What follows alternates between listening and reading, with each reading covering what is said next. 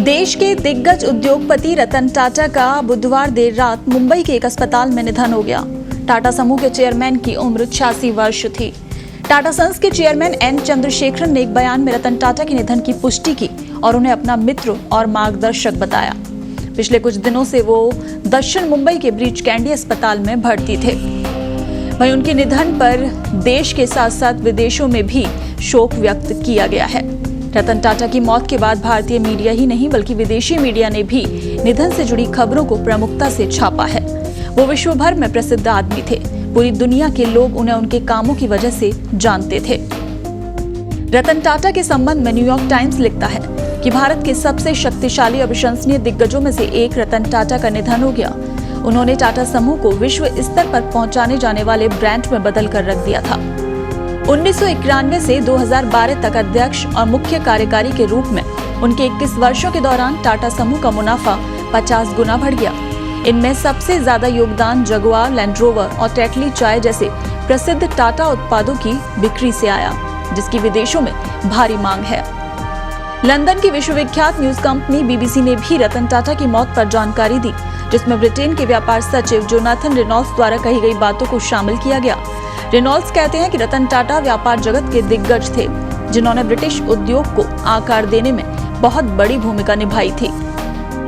वहीं इधर रॉयटर्स ने भी रतन टाटा की मृत्यु से जुड़ी जानकारी साझा की। रतन टाटा के निधन की जानकारी के अलावा उनकी लाइफ के बारे में कई तरह की बातें बताई। उन्होंने लिखा कि टाटा कॉर्नेल विश्वविद्यालय में आर्किटेक्ट की डिग्री की पढ़ाई की थी। इसके बाद वो भारत लौट आए। उन्होंने 1962 से समूह के लिए काम करना शुरू किया, जिसकी स्थापना उनके परदादा ने लगभग एक सदी पहले की थी। कई टाटा कंपनियों में काम किया, जिनमें टेल्को, टाटा मोटर्स लिमिटेड शामिल थे।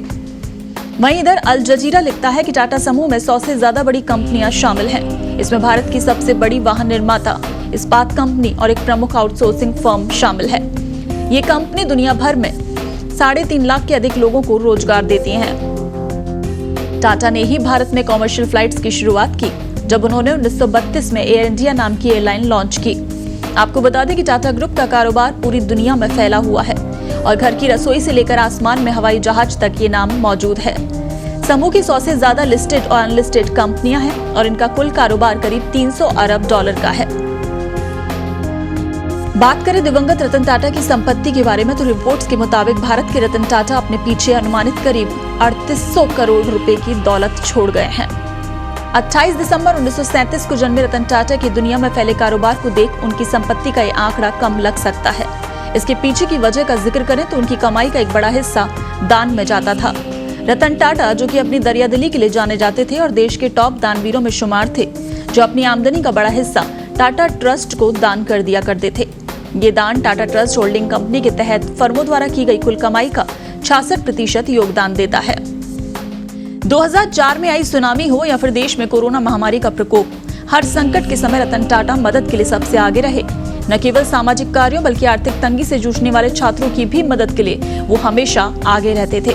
उनका ट्रस्ट ऐसे छात्रों को स्कॉलरशिप देता है। ऐसे छात्रों को JN Tata endowment sir Ratan Tata scholarship और टाटा स्कॉलरशिप के जरिए मदद दी जाती है। तो आज देश ही नहीं विदेशों में भी रतन टाटा को याद किया जा रहा है।